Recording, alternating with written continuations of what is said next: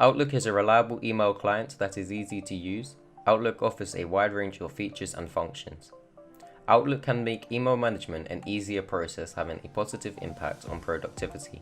Configuring your existing cPanel email account to work with Outlook can be challenging. This video will highlight how you can set up your custom email address within a few easy steps. For Windows users, Outlook should already be provided with your operating system. However, Outlook is free on the Microsoft website. Ensure that you continue watching this video to learn how to use your custom email address. Once Outlook has been installed, it should open.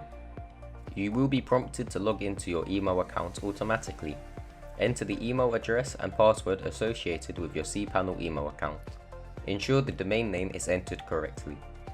You will then be automatically logged into your email account.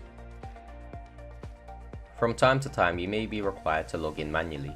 If the automatic login fails, you are required to do additional steps to establish a connection. To do this, select the advanced options. Tick the box, "Let me set up my account manually." From here, you may be brought to a page with multiple options from Gmail to IMAP. Select the option IMAP. Then select the option to change your account settings. Outlook will request that you provide your server, port and encryption method for incoming and outgoing mail. The information required can be found under your email account within cPanel.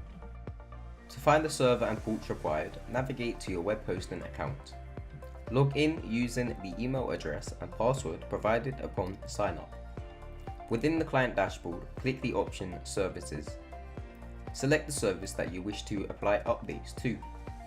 Within the product dashboard, on the left hand side, you will see a tab called Actions.